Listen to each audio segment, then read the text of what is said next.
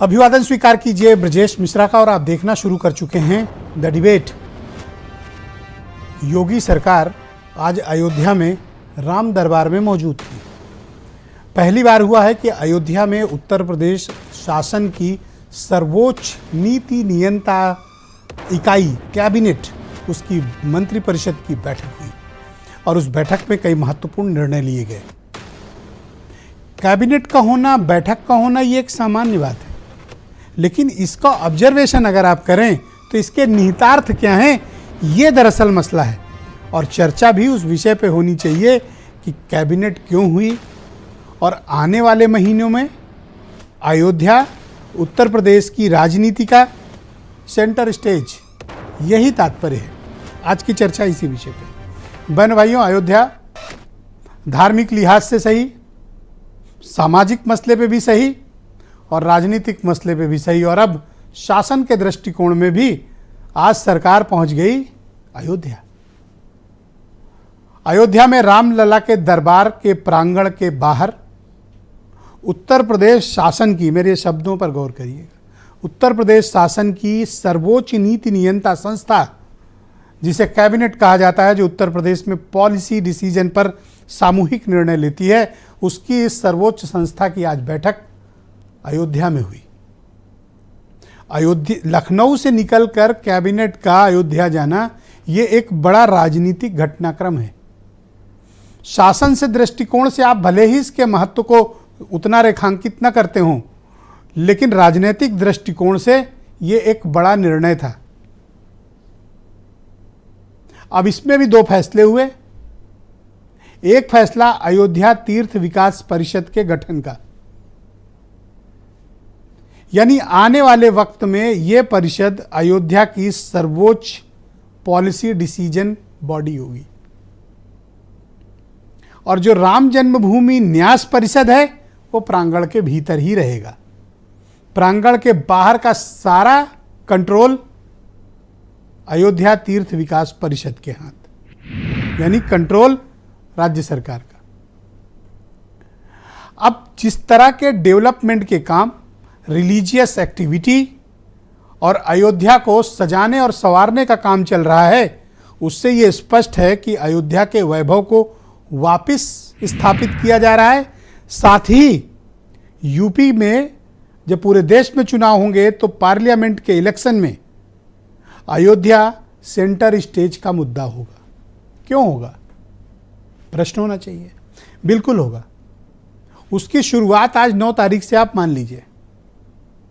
मंत्रिपरिषद की बैठक का होना, वहां महत्वपूर्ण निर्णय लेना और तीर्थ विकास परिषद का गठन करके यूपी सरकार अयोध्या को लखनऊ के बाद दूसरा सबसे महत्वपूर्ण स्थल घोषित कर चुकी है। यानी आने वाले दिनों में अयोध्या को लेकर पूरी की पूरी तैयारी सरकार और भारतीय जनता पार्टी की है। मंदिर निर्माण अपने आखिरी चरण में है और 22 जनवरी को इस देश के प्रधानमंत्री नरेंद्र मोदी प्राण प्रतिष्ठा कार्यक्रम में स्वयं मौजूद रहेंगे। पूरी दुनिया इसकी साक्षी बनेगी। मंदिर का निर्माण उम्मीद है कि जनवरी के दूसरे सप्ताह तक पूर्ण हो जाएगा। प्रथम चरण का काम पूरा होगा, दूसरे फेजेज आगे बढ़ते रहेंगे। तो बहनों भाइयों, क्या होगा आने वाले वक्त में? दिसंबर महीने के पहले हफ्ते के पश्चात मंदिर आंदोलन, मंदिर से जुड़े कार्यक्रम, मंदिर से जुड़े हुए आयोजनों की पूरी एक व्यापक श्रृंखला शुरू होने जा रही है। गांव-गांव अक्षत पूजे जाएंगे, गांव-गांव शिलाएं पूजी जाएंगी और जनवरी में ये कार्यक्रम समाप्त होने के पश्चात 22 तारीख को पूरे देश भर से श्रद्धालु वहां पहुंचेंगे। भारतीय जनता पार्टी अपने इसके बिगेस्ट अचीवमेंट के तौर पर प्रस्तुत करने जा रही है। यही कारण है कि राज्य सरकार आज पूरी कैबिनेट लेकर वहां पहुंच गई। और थोड़ा मोड़ा नहीं बहनों भाइयों, अयोध्या शहर के 4 किलोमीटर के अराउंड 30,000 के डेवलपमेंट वर्क्स चल रहे हैं, 30,000 करोड़ के, राज्य और केंद्र सरकार के। यानी आने वाले दिनों में अयोध्या की भव्यता का जो स्वरूप है, उसका आकलन आप कर सकते हैं। कुछ लोग कहेंगे कि इस पे राजनीति हो रही है। राजनीति इस देश में कौन सी ऐसी चीज़ है, नहीं होती। खाने पीने तक में जिस देश में राजनीति होती हो, उस पर धार्मिक आस्थाओं पर राजनीति न हो, ऐसा हो ही नहीं सकता। ये तो अवश्यंभावी और ऐसा होगा। बीजेपी के लिए यह अचीवमेंट है। लेकिन अब तक मंदिर के मसले पर या मंदिर की आवाज़ सुनकर विपक्ष किनारे हो जाता था या साइड हो जाता था या उलटकर बोलता था।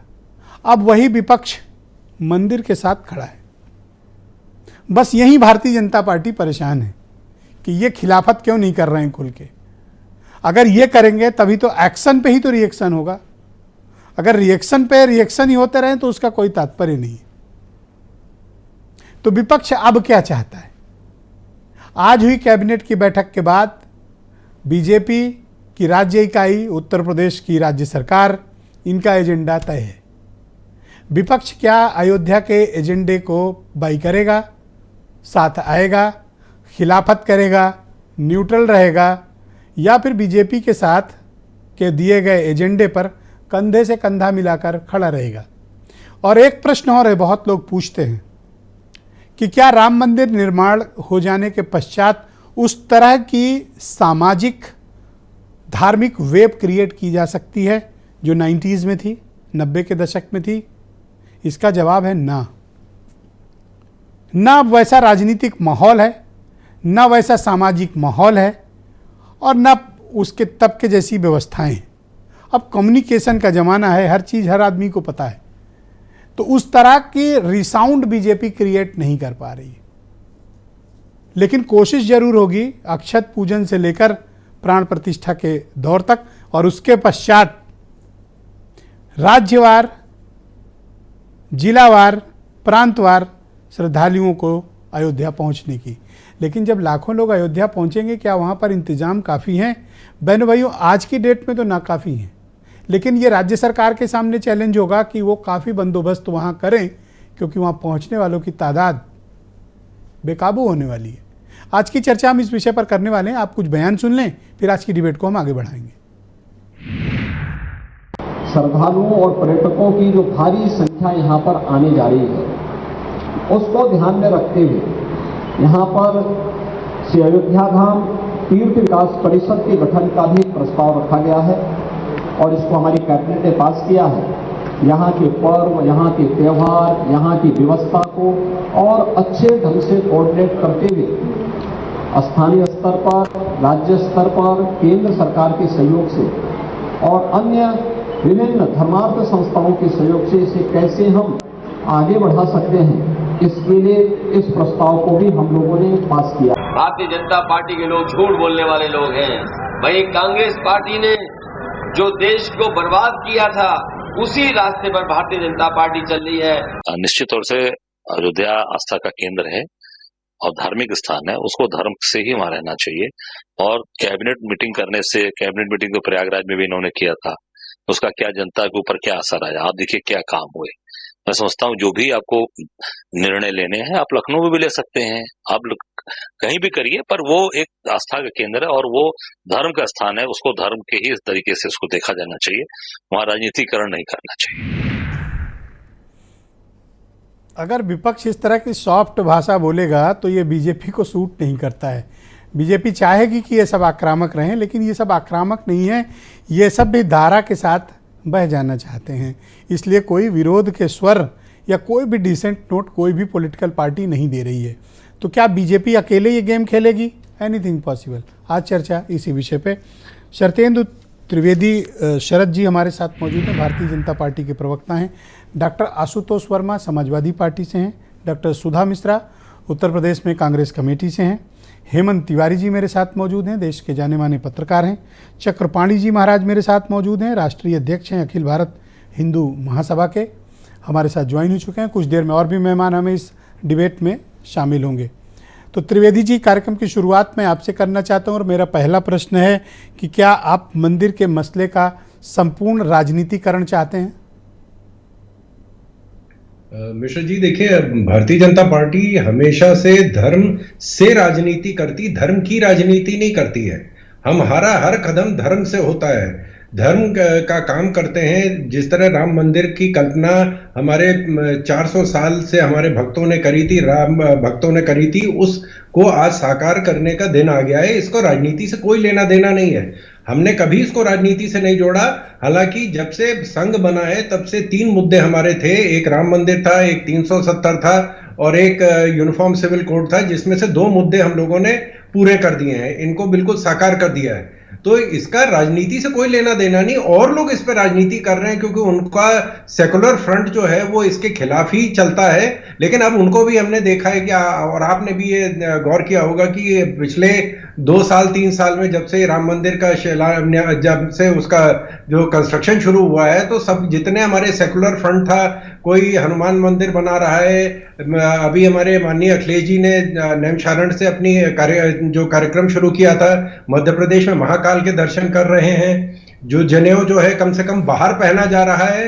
पहले तो त्रिवेदी जी, मैं आपसे समझना चाहता हूँ थोड़ा इस पर, आप बाहर पहनने का रिवाज तो शुरू हुआ। थोड़ा इस पर रोशनी डालें कि आरएसएस के जो 3 महत्वपूर्ण एजेंडा जिसका जिक्र आपने किया, राम मंदिर, 370 और यूसीसी यूनिफॉर्म सिविल कोड, बस आरएसएस की यही 3 एजेंडे हैं? भविष्य में इनके पास कोई मुद्दा नहीं है? नहीं, संघ देशव्यापी कार्यक्रम करता है, एक समाज कल्याण और देश हित के कार्यक्रम के लिए संघ का गठन हुआ है। जो जो चीज समाज के हित में होगी, चाहे वो बाढ़ पीड़ितों की सेवा है, चाहे सूखा पीड़ितों की सेवा है, चाहे प्राकृतिक आपदाओं में सेवा करना है, राष्ट्रीय हित की बातों को जनता के सामने रखना है। पर सर, आपने अपने एजेंडा तो यही 3 बताए थे, राम मंदिर, 370, यूसीसी। नहीं, ये मुख्य एजेंडा थे जिनमें से हमने 2 पूरे कर दिए हैं। तीसरा बाकी है। हमारा काम तीसरा सर कब तक पूरा करोगे? चीज तक सीमित नहीं है। यूनिफॉर्म सिविल कोड कब तक करेंगे सर? हमारी तरफ से पूरी कोशिश जारी है, लोगों से सामंजस्य बैठाया जा रहा है। जिन लोग के बारे में इसके बारे में भ्रांतियां फैलाई गई थी उनको हम लोग क्लैरिफाई कर रहे हैं। क्या आप अयोध्या में भगवान राम का मंदिर बनाने के नाम पर वोट चाहते हैं? नहीं, हम तो पिछले 10 साल से जीत रहे हैं। उत्तर प्रदेश में आप देखें कि 2 विधानसभा, 2 लोकसभा, 2 निकाय चुनाव, ये राम मंदिर की वजह से नहीं जीते। 2014 में भी हम जीते थे, तब राम मंदिर नहीं था, किसी को उम्मीद नहीं थी कि राम मंदिर बन जाएगा। 2024 में राम मंदिर कि भगवान ना एजेंडा बने। आपका पॉलिटिकल एजेंडा होगा? बिल्कुल, हमारी राजनीति, मैंने आपसे पहले ही कहा है कि धर्म से करते हैं, धर्म की नहीं करते हैं। हम धर्म का गलत इस्तेमाल नहीं करते हैं। हम एक मजहब को ऊपर रख के दूसरे को नीचे करने का हमारा नहीं है। कौन से मजहब को ऊपर रखते हैं सर ये लोग? से देखते हैं सर, ये लोग कौन से मजहब को ऊपर रखते हैं दूसरे लोग? नहीं, देखिए, आप अगर जैसे आप देखें कि एसटीएफ का ट्रेनिंग सेंटर जब लखनऊ में खुला था तो उससे कोई सांप्रदायिक भावनाएं नहीं भड़की थी। जब एसटीएफ का ट्रेनिंग सेंटर देवबंद में खुलने की बात हुई तो सब सांप्रदायिक भावनाएं भड़क गई, देश टूटने की बात शुरू हो गई।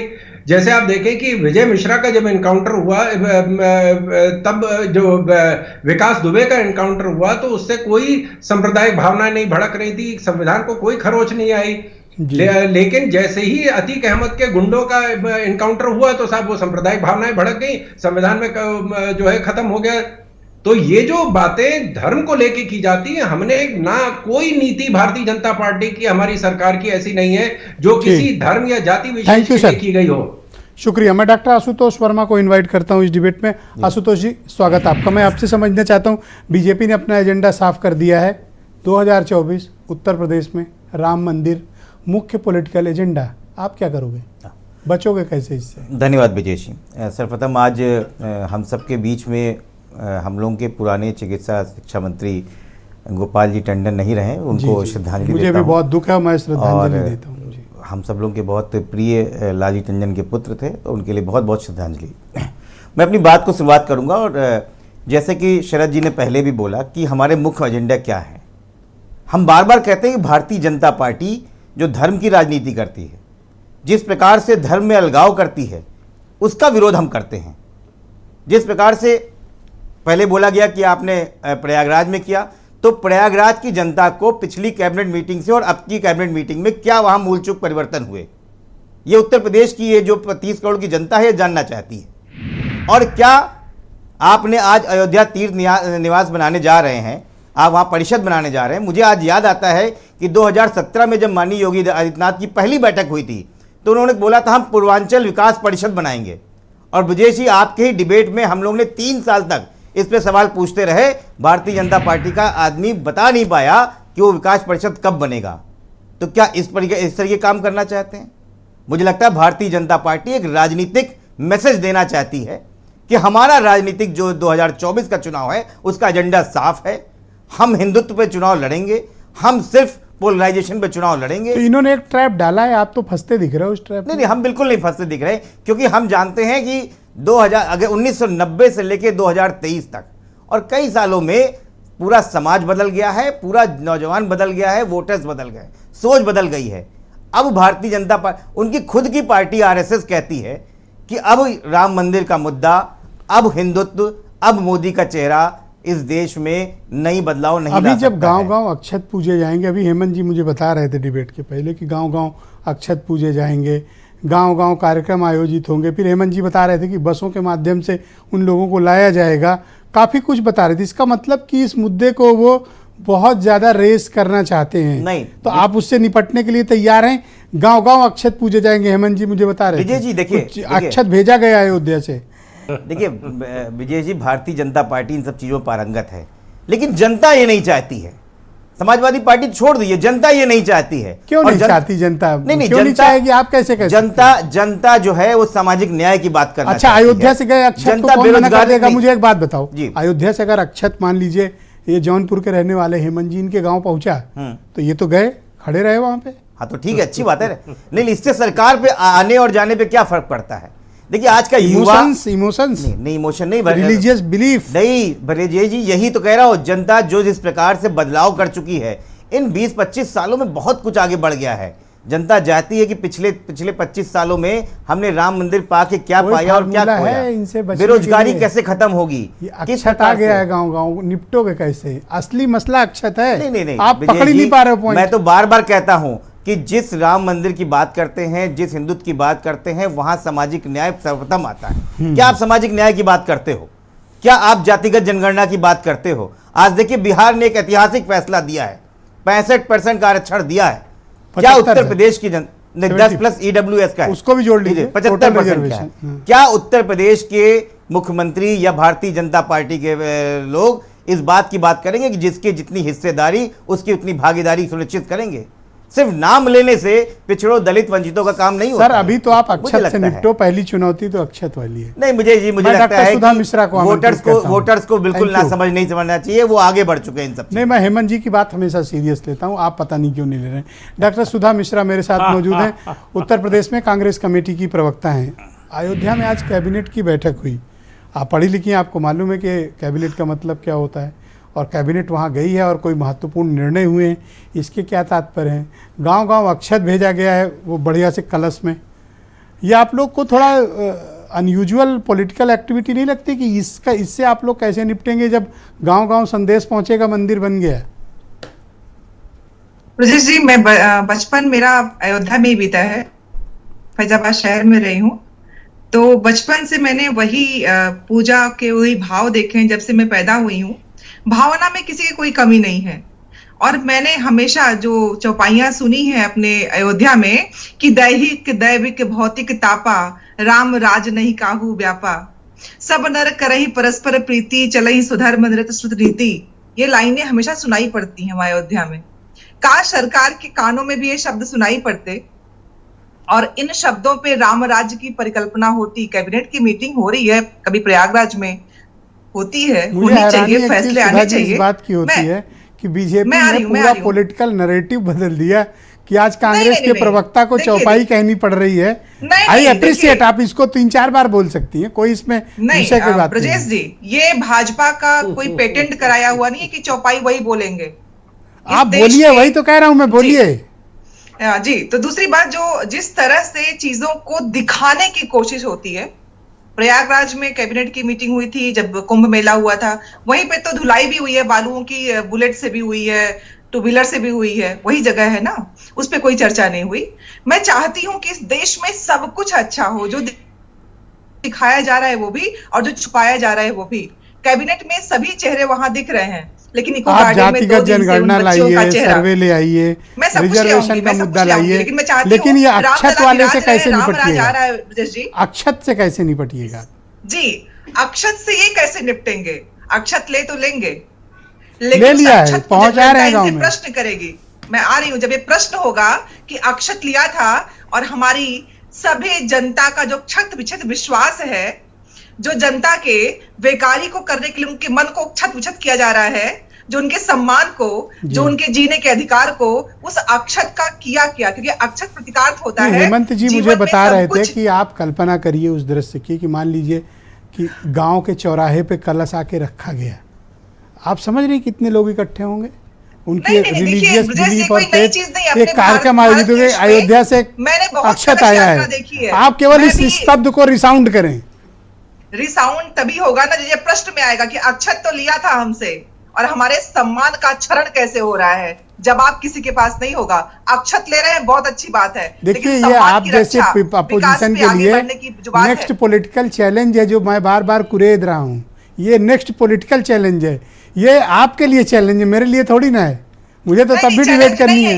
ये अपने इसी पे घिरेंगे और इनकी जो सच्चाई है सबके सामने आएगी। सच्चाई धीरे सामने आ रही है ना। ऑलराइट, मैं चक्रपाणी जी महाराज को आमंत्रित करता हूँ। आपको कोई संकट है, कोई सुरक्षा की बात है, उनकी सुरक्षा नहीं थैंक कर यू पा सुधा रहे जी, हैं। आपका शुक्रिया। मैं चक्रपाणी जी को आमंत्रित करता हूँ। चक्रपाणी जी, अब तो तिथि भी मुकर्रर हो गई है और रामलला के मंदिर के निर्माण का आखिरी चरण चल रहा है। आज सरकार वहाँ पर पहुँची, उत्तर प्रदेश की कैबिनेट की मीटिंग हुई, नया तीर्थ विकास परिषद बनाया जा रहा है। मंदिर निर्माण को लेकर राजनीति भी हो रही। अब तो गांव-गांव अक्षत भी भेजे जा रहे हैं विश्व हिंदू परिषद द्वारा। आपको लगता है कि इसका राजनीतिक इस्तेमाल चुनाव में होगा? देखिए माननीय ब्रजेश जी, हमारे हिंदू महासभा के जो पूर्व राष्ट्रीय अध्यक्ष वीर सावरकर जी थे। वीर सावरकर जी का मानना था कि राजनीति का हिंदूकरण और हिंदुओं का सैनिकीकरण हो, और निश्चित रूप से वो चीज़ें मुझे दिखाई दे रहा है।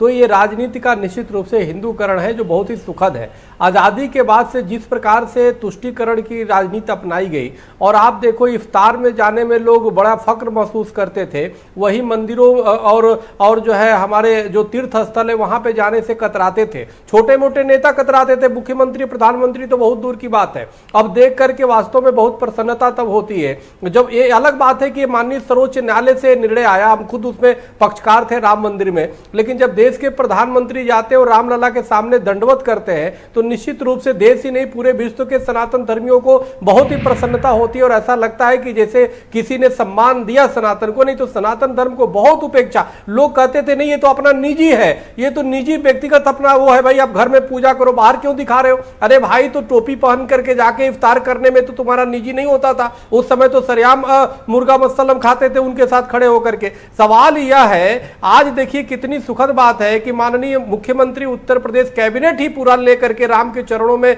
चले गए। यह बहुत ही वास्तव में हिंदू सनातन धर्मियों के लिए बहुत ही सुखद है। मैं इसकी सराहना करता हूं। निश्चित रूप से यह राम राज्य की तरह और बढ़ता हुआ एक कदम है, क्योंकि भगवान से तो प्रेरणा लेनी चाहिए और हर व्यक्ति को भगवान से आशीर्वाद लेना चाहिए। अभी भी देखिए जो विपक्षी पार्टियां हैं, आप देखो पहले भी, चूंकि हम जब पक्षकार थे देखते थे विपक्षी हमेशा नकारात्मक कमेंट करते थे और सहयोग तो करना दूर की बात है, निर्णय आने के बाद कोई भी मुखिया किसी भी पार्टी का बीजेपी छोड़ा दिया जाए तो कोई अयोध्या जी जाकर रामलला का दर्शन नहीं किया या उसे उसको गर्व महसूस नहीं हुआ। सिर्फ कोर्ट के निर्णय का तो सम्मान किया, लेकिन ये नहीं कहा कि हाँ मैं भी राम भक्त हूं, मैं जाऊंगा और वहां पे सहयोग करूंगा, वहां पे हम आशीर्वाद रामलला से लूंगा। तो ये आप इस देश के विपक्ष को क्या संदेश देना चाहते हैं? आप हिंदू सनातनियों को कैसे अनदेखा करके राजनीति कर सकते हैं?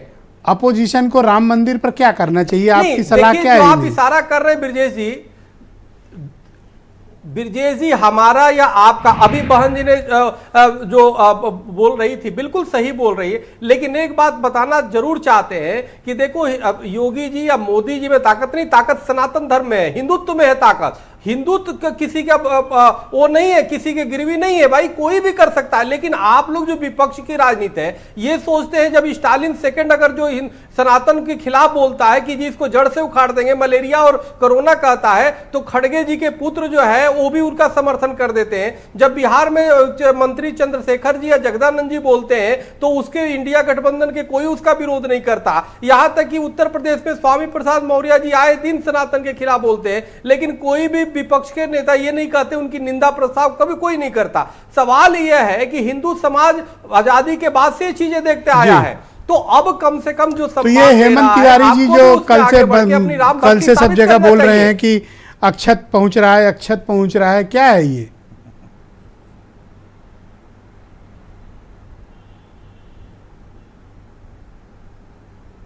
जी किससे पूछ रहे हैं? ये हेमंत जी कल से कह रहे हैं सबसे कि अक्षत पहुंच रहा है, अक्षत पहुंच रहा है, क्या है ये अक्षत?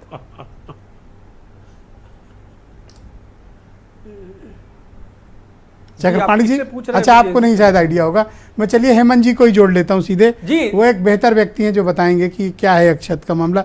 हेमंत जी आपका स्वागत और धन्यवाद। मैं आपसे जानना चाहता हूं कि आज उत्तर प्रदेश की कैबिनेट भी वहां मौजूद थी, एक बेहद महत्वपूर्ण कुछ निर्णय भी लिए गए हैं, इसका क्या मायने हैं उत्तर प्रदेश की राजनीति में? अब आने वाले दिनों में क्या अयोध्या सेंटर स्टेज पर होगी? और तीसरा, क्या अयोध्या में राम मंदिर बनने के पश्चात जो कार्यक्रम और आयोजन होंगे वो बड़े व्यापक स्तर पर हैं और बीजेपी इसको बहुत प्रमुख मुद्दे के रूप में इस्तेमाल करेगी? देखिए ब्रजेश जी, इन सब की पृष्ठभूमि में पहले बहुत ज़रूरी बात जो बताना चाहूँगा, हालांकि दुनिया की सबसे बड़ी लोकशाही के लिए ये बहुत अच्छी बात नहीं है, चिंता का विषय है, लेकिन भारतवर्ष में पिछले कुछ समय के दौरान कट्टरता बहुत बुरी तरीके से बढ़ी है और इसके पीछे मैं धार्मिक आधार पर द्वंद्व से कहीं ज़्यादा राजनीति जिस प्रकार की हो रही है उसको ज़्यादा जिम्मेदार मानता हूँ। बड़ी खराब दशा है और जाने अनजाने इन्हीं समीकरणों के आगे बढ़ते हुए इस वक्त 1990 का ख्याल रखिए, एक बार फिर 2024 में मंडल कमंडल की लड़ाई का परिदृश्य उत्पन्न हो रहा है, ऐसा मैं देख पा रहा हूँ जी। अपोजिशन पूरी तरीके से, अपोजिशन मतलब INDIA इंडिया अलायंस पूरी तरीके से हर दल, इसका हर हिस्सा ये लगातार जाति जनगणना पर जोर दे रहा है। बिहार में जो हो रहा आप देख रहे हैं, मैं ये नहीं मानता हूं कि जाति जनगणना में जो OBC सर्वोच्च है, सर्वाधिक है, उसका सपोर्ट समग्र रूप से अपोजिशन के पास है। भारतीय जनता पार्टी का बहुत कई इलाकों में बड़ा समर्थन है, लेकिन अपोजिशन द्वारा जाति जनगणना की लगातार मांग और एक ऐसे प्लेटफॉर्म तक 2024 की लड़ाई ले जाने की कोशिश करने के सामने जाने अनजाने जी ये जो कमंडल यानी राम मंदिर यानी धार्मिक आधार पर जो कुछ होता है उसकी एक पृष्ठभूमि तैयार हो रही है। प्रथम दृष्टया ये मेरा अपना ऑब्जर्वेशन है। हालांकि भारतीय जनता पार्टी तो पहले से तैयार थी, उसकी पहले से योजना थी कि उसको राम मंदिर और अयोध्या को लेकर के किधर जाना है, कैसे जाना है, कितना आगे जाना है। अभी कई लोग सवाल कर रहे हैं अपोजिशन के लोग कि अयोध्या में कैबिनेट करने की क्या जरूरत थी। अरे साहब, अगर होनोलुलु यूपी में होता तो स्टेट गवर्नमेंट को इस बात का अख्तियार था कि होनोलुलु जो उत्तर प्रदेश में होता वहाँ कैबिनेट कर सकती थी। जी आपने अपने इंट्रोडक्टरी स्पीच में जो चीज़ें कही हैं 100% सही हैं। और दूसरे, जब किसी के लिए कोई चीज़ ट्राइड एंड टेस्टेड है तो उस फार्मूले पर कोई पार्टी जिसको लगातार कामयाबी मिली है आगे क्यों नहीं बढ़ेगी। तो अपोजिशन को जब कुछ सामने नहीं समझ में आया क्या करें, तब उन्होंने जाति जनगणना वाले एजेंडे को आगे बढ़ाया। आप देखते जाइए कि 2024 की लड़ाई इसी के इर्द गिर्द जाएगी। और जहाँ तक अयोध्या की बात है या राम मंदिर की बात है, बात तो सही है। अब अपोजिशन को भी अयोध्या और राम मंदिर पर अपना स्टैंड बहुत ही लिबरल रखना पड़ रहा है। आपको हेमंत जी ऐसा लगता है कि 90 के दशक वाला जो वेव क्रिएट हुई थी वो वेव इस मंदिर निर्माण के पश्चात वो क्रिएट की जा सकती है, हो सकती है? और जो मंडल वाली वेव थी, क्या वो जातिगत सर्वे के और आरक्षण के मसले पर क्रिएट हो सकती है, जिसको आप मंडल वर्सेस कमंडल का जिक्र कर रहे थे? बिल्कुल ब्रजेश जी, मेरी बात समझिए। ये अलग बात है कि वो हमको लगता है कि वो वेव नहीं आ सकती है, लेकिन मैं फिर लगातार कह रहा हूँ कि कट्टरता का भाव इस कदर बढ़ा है हमारे देश में, जो बहुत बड़ी चिंता का विषय है। और ये तुरंत रिएक्ट करता है, ये तुरंत रिएक्ट करता है। और जब 65% वालों को लगने लगेगा कि उनकी हक तलफी हो रही है और ये बात लगातार उनके बीच में दोहराई जाएगी तो स्वाभाविक रूप से उनमें भी उद्वेग आना ये अपेक्षित है। ये कोई नई बात नहीं है। ये दोनों धुरी ऐसी हैं जहां आग लग सकती है, अब और शायद यही वजह है कि सब कुछ करने के बावजूद जब से जाति जनगणना का ये जिन बाहर आया है बोतल से, तब से भारतीय जनता पार्टी की ये आज बिहार में जो एक सामाजिक और राजनीतिक फैसला हुआ है हेमंत जी, 75% आरक्षण विधानसभा से पास हो गया, बीजेपी ने भी इसको सपोर्ट किया, यानी जातिगत सर्वे, उसके बाद रिजर्वेशन पॉलिसी का बदलना, ये सामान्य घटनाक्रम नहीं है, ये एक असामान्य घटनाक्रम है। और बिहार के इस मुद्दे का असर उन राज्यों में ज़रूर आएगा जो सीमावर्ती राज्य हैं। मैं विशेष तौर पर उत्तर प्रदेश का जिक्र करना चाहूँगा। मैं आपसे ब्रजेश जी यही तो कह रहा हूँ, ये उद्वेग जो है ये बढ़ेगा आगे, इसी और ये बहुत सुनियोजित तरीके से चीज़ें चल रही हैं। आखिर नीतीश कुमार ने ही क्यों इनिशिएट किया सारी चीज़ों को इकट्ठा करने का, पोजीशन को इकट्ठा करने का? उनके पास पहले से ये फार्मूला था कि हमारी संख्या, हमारी हिस्सेदारी ज़्यादा होनी चाहिए, हमारी संख्या बहुत बड़ी है और ये ऐसा जिन्न है जो कहीं भी आग लगा सकता है। माफ़ कीजिएगा, खास तौर से आपने बहुत अच्छा मेंशन किया कि जो सीमावर्ती राज्य हैं, और ये भारतीय जनता पार्टी के नेतृत्व के लिए भी एक चिंता का विषय है। और आप इसका फर्क देखिएगा कि अभी अगर उत्तर प्रदेश में मंत्रिमंडल में विस्तार होता है या पुनर्गठन होता है तो इसमें बहुत बड़ी प्रायोरिटी दी जाएगी। अभी मैं डिबेट में आने के पहले बिहार विधानसभा की प्रोसीडिंग देख रहा था आज की। भारतीय जनता पार्टी ने बिना किसी आपत्ति के नीतीश कुमार के एजेंडे पर सहमति प्रदान की 75% आरक्षणों के मसले को लेकर। बीजेपी ने अपना पॉइंट ऑफ व्यू क्यों बदला?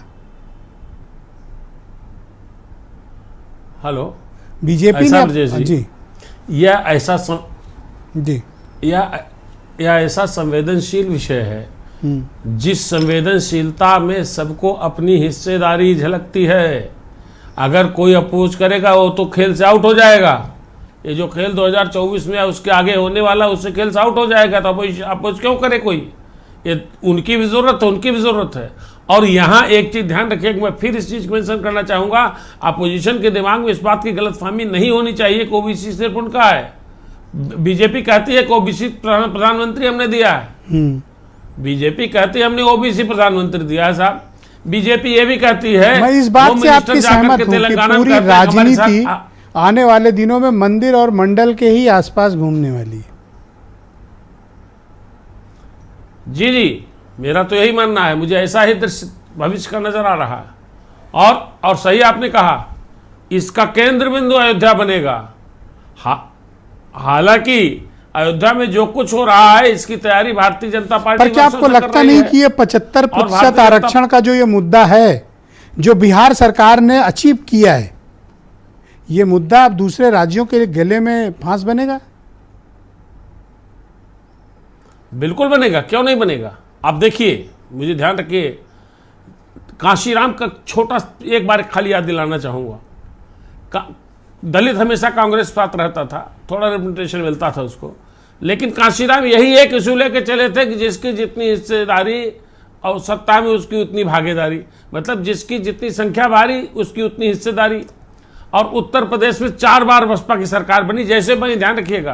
तो ये तो ऐसा है, जब हक की लड़ाई होती है, हक की बात उठाई जाती है तो बाकी एक समाज का, बड़े समाज का पीछे हो जाते हैं। तो जी हेमंत जी, शुक्रिया, हमारे साथ जुड़े रहिएगा, डिबेट को आगे बढ़ाएंगे। जी, मेरे साथ शरतेंदु त्रिवेदी शरद जी मौजूद हैं। त्रिवेदी जी, मैं आपसे समझना चाहता हूं, क्या आप भी मंदिर और मंडल की राजनीति के धुरी बनना चाहते हैं? और आज आपकी पार्टी ने, मैंने देखा कि बिहार असेंबली की प्रोसीडिंग्स में नीतीश कुमार के आरक्षण संशोधन के प्रस्ताव को मंजूरी दी। ब्रजेश जी, देखिए, हमने कभी भी इससे कोई गुरेज नहीं किया है कि हम धर्म की राजनीति नहीं करते हैं। हम बिल्कुल धर्म की राजनीति करते हैं, धर्म से राजनीति करते हैं। और दूसरी चीज, जैसे अभी ओबीसी की बात हो रही है, जो अभी बिहार का जो प्रकरण हुआ है, उसमें हम पहले तो ये बता दें कि 27 ओबीसी और 22 SC ST जो cabinet minister Bharatiya Janata party ने बनाए हैं। और 69 आज की तारीख में अभी एनालिसिस आई थी पिछले हफ्ते अखबारों में कि 69% जो भारतीय जनता पार्टी के सांसद हैं वो ओबीसी और SC ST हैं, 31% जो अन्य जातियों के हैं। तो ये तो बिल्कुल एस्टैब्लिश फैक्ट है। सर मैं ये समझ रहा हूं क्या 75% के आरक्षण का आप समर्थन क्यों किया सर आपने? 75% रिजर्वेशन सर, जो अपर कास्ट आपका कंसोलिडेटेड हिंदू वोट है वो कहां जाएगा? नहीं, हम देखिए, हम तो इसके टोटल हक में है कि जिसकी जितनी आबादी उतनी उसकी हिस्सेदारी, लेकिन ये उस पर अमल तो करें। तो बिहार ने अमल किया, सर्वे करा लिया। अगर उत्तर प्रदेश के 2.5% लोग हैं तो सर्वे को आप जातिगत सर्वे को सपोर्ट करते हैं? नहीं, नीतीश जी के 2.5% नीतीश जी के परिवार के लोग हैं वहां पे, और 14% लालू जी के हैं। इन दोनों को उससे हट जाना चाहिए, क्योंकि 22% तो अल्पसंख्यक वर्ग है। तो इनको तुरंत डिक्लेयर कर देना चाहिए कि साहब हमारे जितने सांसद और जितने हमारे विधायक तुरंत इस्तीफा देंगे और हम अल्पसंख्यक मुख्यमंत्री बनाएंगे। उत्तर प्रदेश में भी यही होना चाहिए कि साहब सबसे बड़ी जो ग्रुप है उत्तर प्रदेश में वो तो अल्पसंख्यकों का है। तो जितने हमारे नेता उनको कह देना चाहिए कि साहब हम इस्तीफा दे रहे हैं कि सिर्फ अल्पसंख्यक मुख्यमंत्री बनेगा। इस पे कोई तैयार नहीं है। आप इस बात की हिमायत करते हैं कि जातिगत सर्वे हो जाए उत्तर प्रदेश में? नहीं, हम तो जो राष्ट्र के हित में होगा हम उसके लिए तैयार हैं। हमने कभी इससे कोई परहेज नहीं किया। तो सर राष्ट्रहित में ही तो आपने बिहार में किया ही है ना। ये मनगढ़ंत कहानियां जो बन रही हैं कि नहीं साहब इतना होना चाहिए। जब 25 साल इनकी सरकार थी तब इन्हें कोई तकलीफ नहीं थी। अब एकदम से जब देखा है कि इनकी दुकान बंद होने वाली, तभी आ गए। कांग्रेस 10 साल तक मंडल कमीशन रिपोर्ट पे बैठी रही। मंडल कमीशन रिपोर्ट सन 80 में आई थी, 90 तक आप उस पर बैठे रहे, आपने उसको पब्लिश नहीं होने दिया। लेकिन आज बिल्कुल नहीं साहब, हमें एकदम से जो है ओबीसी प्रेम जाग गया है, हमारा SC प्रेम जाग गया है, ST प्रेम जाग गया है। अरे साहब आपके पास पूरी जिंदगी थी, 70 साल थे, आप ये करके दिखाते। तो आप 25 सभी प्रस्तावों को मंजूरी देके कांग्रेस और बाकी विपक्ष का मुंह बंद करा दीजिए। आप सब दे दीजिए, इनका मुंह बंद हो जाए, इनके मुद्दे खत्म हो जाएंगे। नहीं, मुद्दा इन्होंने उठाया है, फैसला इनको लेना है, करके ये दिखाएं। हम तो कह रहे हैं आप करके दिखाइए। हमने राम मंदिर की बात करी, राम मंदिर बन गया। हमने कहा 370 खत्म करेंगे, जो कह रहे थे मेरी लाश के ऊपर से 370 खत्म होगा, हमने करके दिखा दिया। 2500 नाम जब कश्मीर में बदले गए थे तब कोई देश नहीं टूटने वाला था। एक प्रयागराज का नाम बदला गया, 4 नाम और जिलों के बदल दिए गए, तो साहब देश टूट जाएगा। अरे ये कौन सा सेकुलरिज्म है जो एक तरफा की साहब हज हाउस, हज सब्सिडी, हज टर्मिनल और कब्रिस्तान बनाता है? आप मुझे बता दीजिए कि कौन से एयरपोर्ट पे आपने एक तीर्थ टर्मिनल बनाया है, एक ईसाई टर्मिनल बनाया? क्या हमारे यहां ईसाई नहीं है?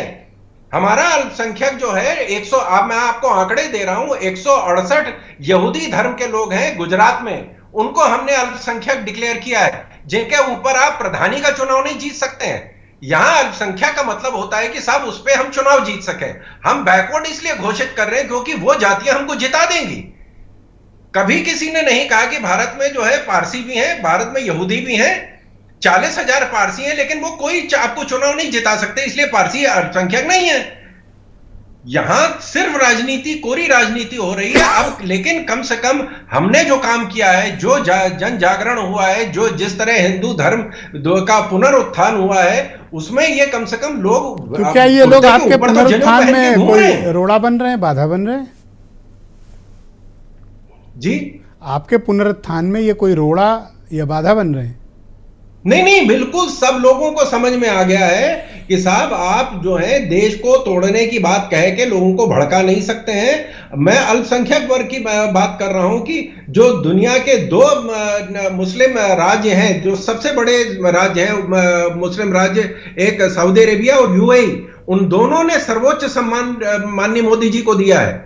ये अगर मैं तो ये कहता हूं कि अगर अल्पसंख्यक वर्ग के खिलाफ भारतीय जनता पार्टी है, ये अपने अपने दफ्तर जो हैं अफगानिस्तान, पाकिस्तान, बर्मा में खोल ले, बांग्लादेश में खोल ले, और वहां के लोगों को समझाएं कि इतना खतरा है, वहां से हमारे अल्पसंख्यक लोगों को नहीं आना चाहिए। Okay, doctor Ashutosh Verma Samajwadi party के प्रवक्ता हैं। देखिए वो तो कह रहे हैं हाँ हम मंदिर की राजनीति कर रहे हैं, मंडल की भी करेंगे, स्पष्ट कह रहे हैं, साफ। विजय जी मुझे थोड़ा समय दीजिएगा। हाँ, मैं तिवारी जी की बात को आगे किसी की कोई बात को मैं दबा नहीं रहा, सबको पर्याप्त समय। देखिए बात यह है कि मुद्दे कौन से हो रहे हैं और किस बात पे कौन सी पार्टी कहाँ पे आ रही है। हम लोगों ने 90 की बात की। 90 का दशक वो था जब कमंडल पे और मंडल की लड़ाई चल रही थी, और आज आके ये बात ठीक है, सर्वोच्च न्यायालय ने एक फैसला दिया और मंदिर का निर्माण हुआ, मंदिर का निर्माण हो गया। लेकिन आज मुद्दे कहां पर हैं? 2014 के बाद से 2022 तक जिस प्रकार से इस प्रदेश के और देश की पिछड़ी जातियों का कमंडलीकरण हुआ है, उसके बाद उनको जब एहसास हो रहा है कि भारतीय जनता पार्टी जो 2017 के चुनाव के पहले वो दृश्य याद कीजिए, इसी गोमती नदी के किनारे भारतीय जनता पार्टी ने विभिन्न जातियों के अलग अलग तरीके से यहाँ पे सम्मेलन किए थे।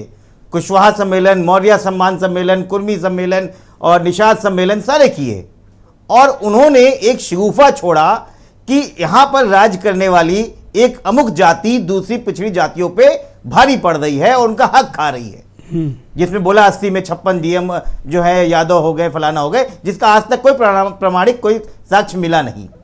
और अपने प्रदेश अध्यक्ष को एक पिछड़ी जाति का पहली बार बना के ये दिया कि हम पिछड़ी जातियों के साथ काम कर रहे थे। और मैं मानता हूं उस समय जो उत्तर प्रदेश के प्रभारी थे अमित शाह जी, एक बड़ी अच्छा पॉलिटिकल डिस्कोर्स लेके आए थे। ये हुआ भी, और 2017 अगली बार भी लेके आएंगे और आप यही कहते घूमोगे। ठीक है, मैं कहता रहा हूं कि समय समय बदलता है। आपके पास लोगों की बात, मेरी बात पूरी हो जाती है, फिर मैं उसको आगे बढ़ता हूं।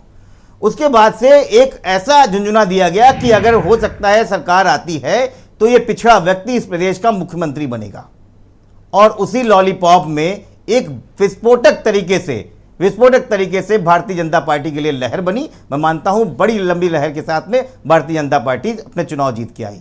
लेकिन हुआ क्या? जब सीट पे बैठाने की बात आई तो मुख्यमंत्री कुर्सी की जगह उस व्यक्ति को स्टूल पे बैठाया गया, उसकी पट्टी उठा के, उसके नाम की पट्टी उठा के फेंकी गई।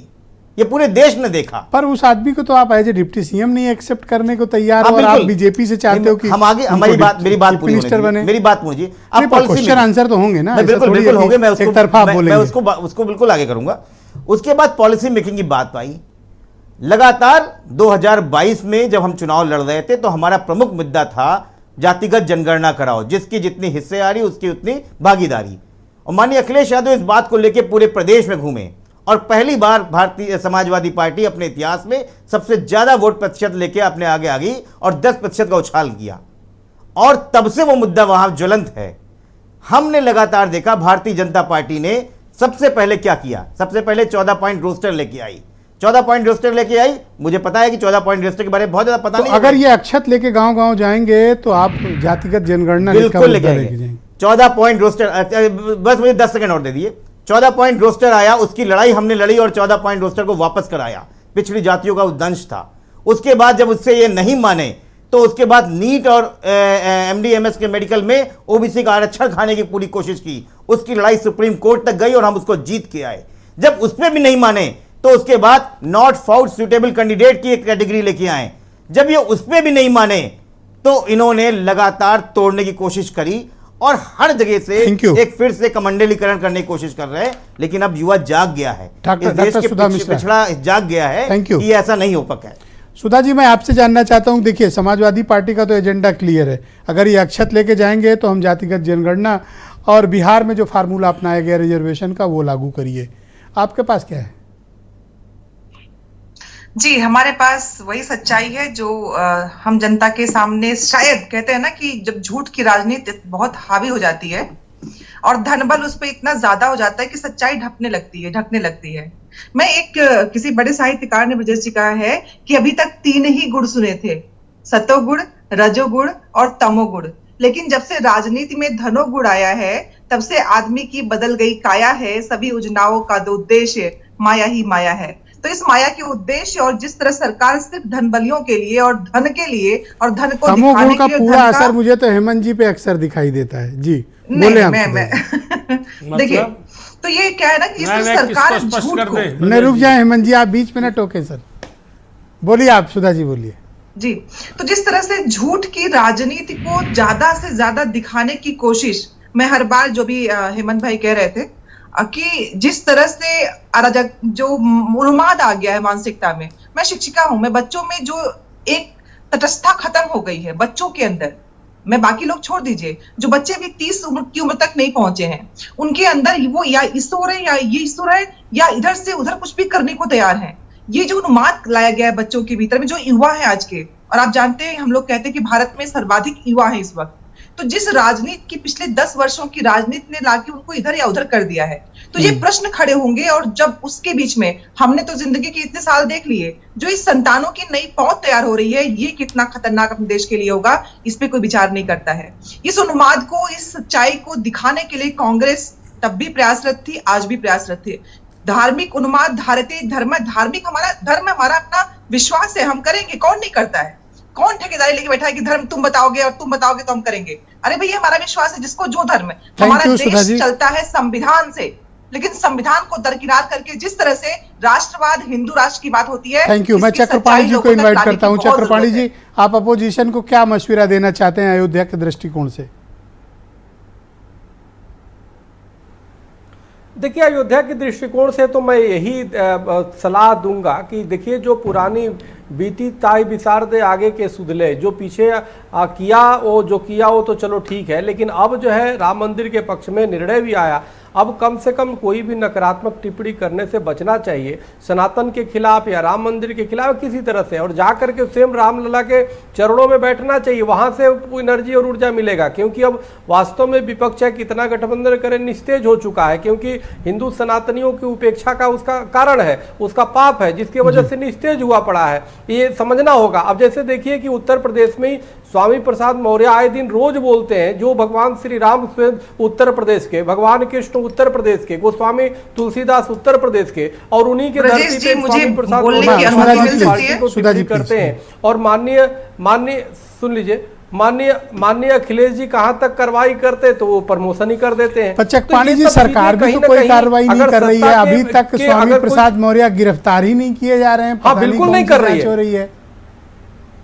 गिरफ्तारी तो। माननीय ब्रजेश जी, गिरफ्तारी तो बहुत दूर की बात है, हमारे सैकड़ों लोग शिकायत देते हैं, थाने में FIR दर्ज तक नहीं होता, तो गिरफ्तारी तो बहुत दूर की बात है। के घर सर होमगार्ड भी नहीं गया अभी तक पूछने करना होगा कि आप करते क्यों ऐसा, कभी कोई नहीं जा रहा पूछने। अभी तो हमारे हिंदू सनातन, हाँ आप बिल्कुल आप ठीक कह रहे हैं। ये तो एक दिन हेमंत जी मुझे बता रहे थे कि उन्होंने स्वामी प्रसाद से पूछा कि भाई आपके घर तो रोज छापा पड़ता होगा, तो उन्होंने कहा छापे की बात कर रहे हो, आज तक होमगार्ड नहीं आया।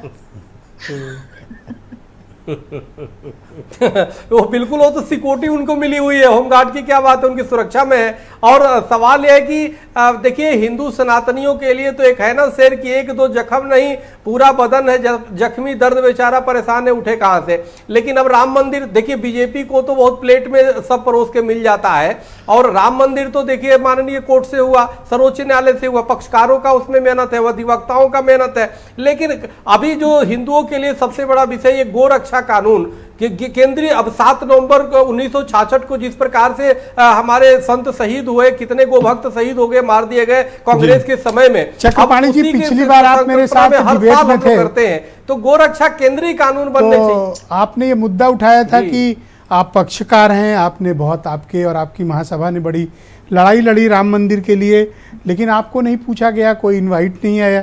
आज की डेट में भी कोई इनविटेशन है आपको?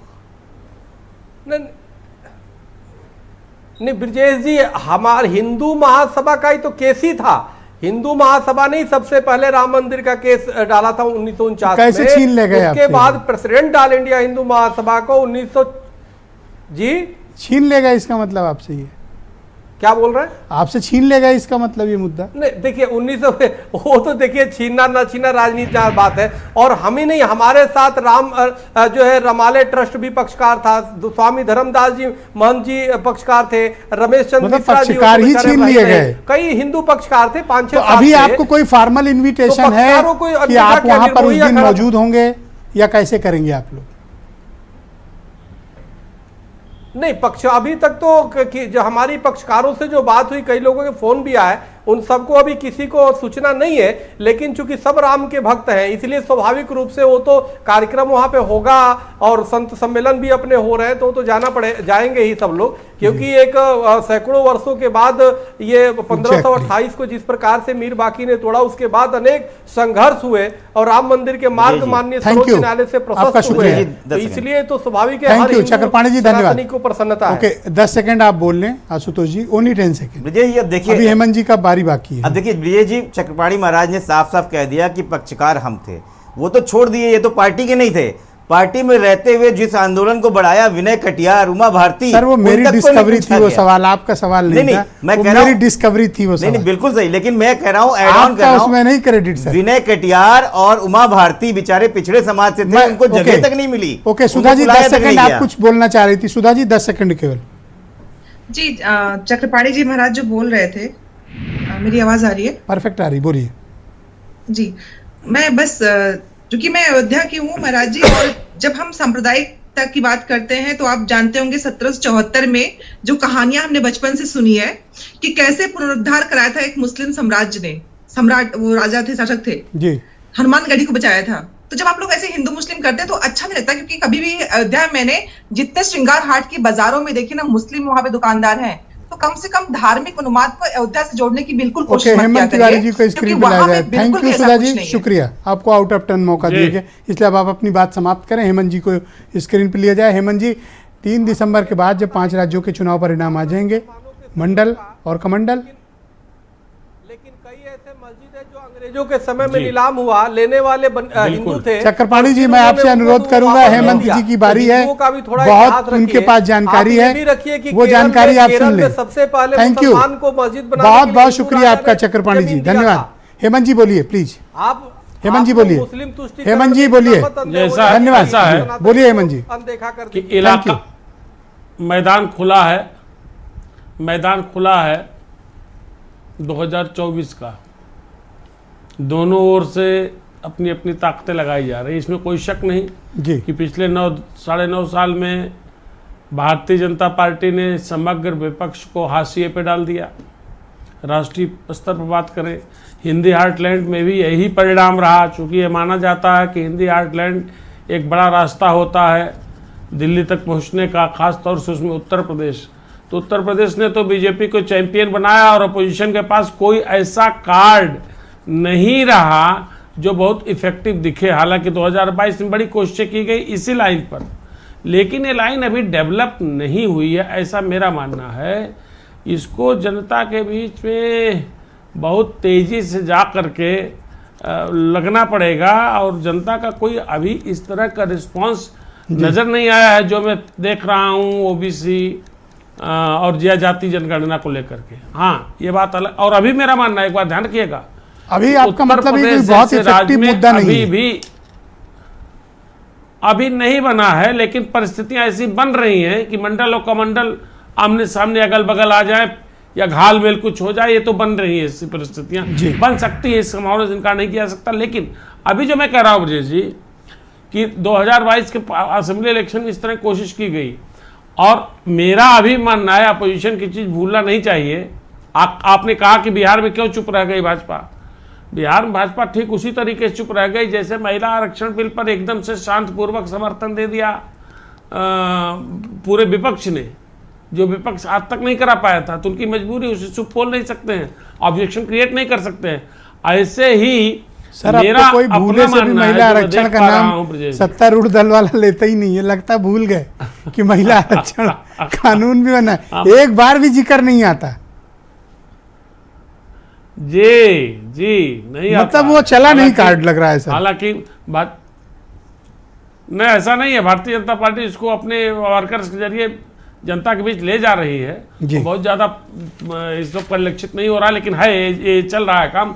पर जो मैं कह रहा हूं कि आप रिकॉर्ड्स देख लीजिए, इलेक्शन रिजल्ट देख लीजिए जी हेमंत जी, 2014 के बाद अभी भी यह स्थापित सत्य है कि उत्तर प्रदेश जैसे हिंदी भाषी राज्य में जो दिल्ली की लड़ाई का बहुत बड़ा पड़ाव होता है, वहां ओबीसी का ऑप्टिमम समर्थन, एक line share Bharatiya Janata party के पास है। ये अपोजिशन को नहीं भूलना चाहिए। धन्यवाद। इसका मतलब क्या है? जी हेमंत जी आपका बहुत बहुत शुक्रिया, और मैं अपने सभी अतिथियों का शुक्रगुजार हूं कि आप सबने अपना कीमती वक्त आज की परिचर्चा के लिए निकाला, और बहनों भाइयों आपका भी धन्यवाद कार्यक्रम देखने के लिए। नमस्कार।